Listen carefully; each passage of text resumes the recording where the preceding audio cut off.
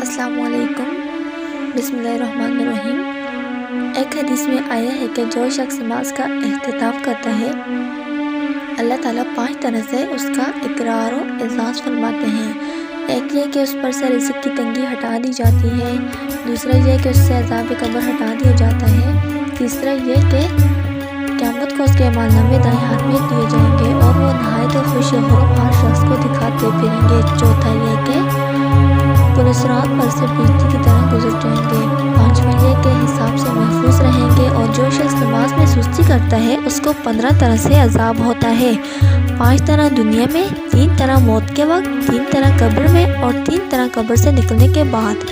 दुनिया के तो 5 ये हैं। अव्वल ये कि उसकी ज़िंदगी में बरकत नहीं रहती, दूसरा यह कि सुलह का नूर उसके चेहरे से हटा दिया जाता है, तीसरा यह कि उसके नेक कामों का अजर हटा दिया जाता है, चौथा यह कि उसकी दुआएं कबूल नहीं होती और पांचवा यह कि नेक बंदों की दुआओं में उसका इस्तेहकाक नहीं रहता।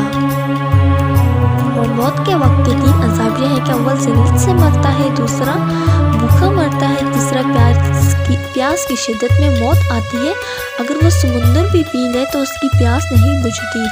कब्र के तो 3 अज़ाब यह हैं कि अव्वल इस पर कब्र इतनी तंग हो जाती कि पसलियाँ एक दूसरे में घुस जाती हैं, दूसरा कब्र में आग जला दी जाती है, तीसरे कब्र में एक सांप उस पर ऐसी शक्ल का मुसल्लत होते हैं जिसकी आंखें आग की होती हैं और नाहल लोहे के होते हैं और वो इतने लंबे होते हैं कि एक दिन पूरा चलकर उनके हतम तक पहुंचा जाए।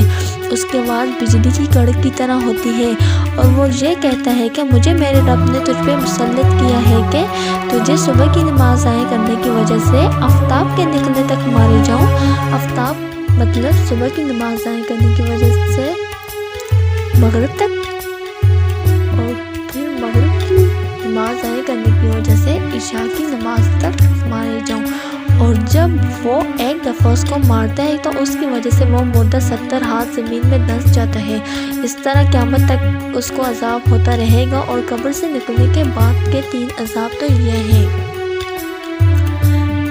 एक हिसाब सख्ती से किया जाएगा, दूसरा अल्लाह ताला को उस पर गुस्सा होगा, तीसरा जहन्नम में आग जला दी जाएगी।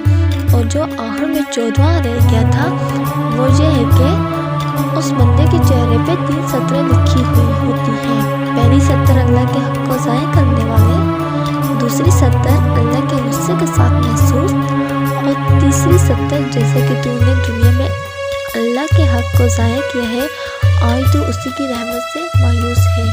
और ये जो 15 पॉइंट है, मतलब ये 14 जो अज़ाब है, ये सिर्फ नमाज कज़ा करने की वजह से है। और सोचें जब हम एक नमाज छोड़ देते हैं तो उसका हमें कितना अज़ाब होता है। शुक्रिया और मेरा चैनल सब्सक्राइब कीजिएगा। अल्लाह हाफ़िज़।